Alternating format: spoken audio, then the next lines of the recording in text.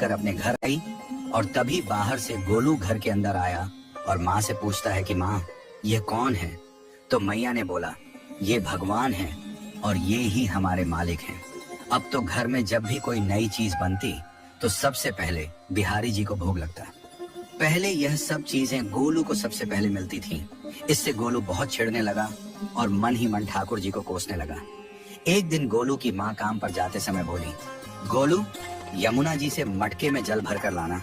जब गोलू पानी भरने के लिए जाने लगा तो जाते जाते बिहारी जी को कहने लगा, खाने के लिए तो सबसे पहले तैयार रहते हो, लेकिन काम तो मुझे ही करना पड़ता है।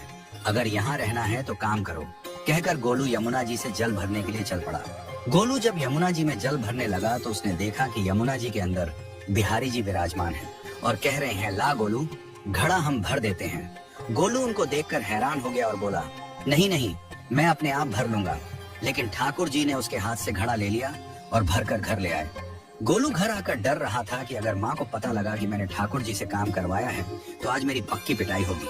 माँ ने घर आकर बिहारी जी को गीले कपड़ों में देखा तो एकदम से हैरान हो गई और कहने लगी कि गोलू, ये जरूर तेरी शरारत है, जरूर तूने ही इन पर जल डाला है। गोलू ने अपनी माँ को समझाने का बहुत प्रयास किया, लेकिन माँ ने उसको डांट कर चुप करा दिया और ठाकुर जी के भीगे हुए वस्त्रों को बदलने लगी।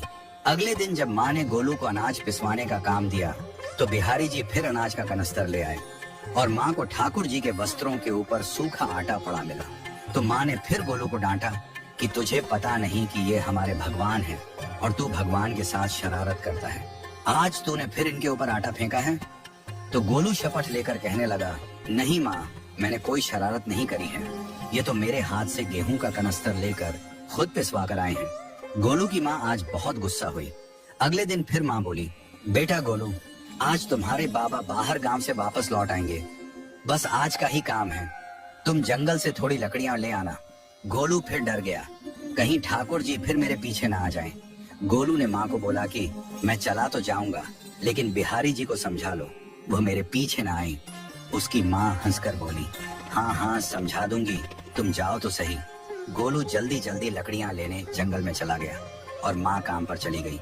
लेकिन उस दिन माँ काम से जल्दी वापस आ गई और देखा बिहारी जी अपनी चौकी पर विराजमान नहीं है।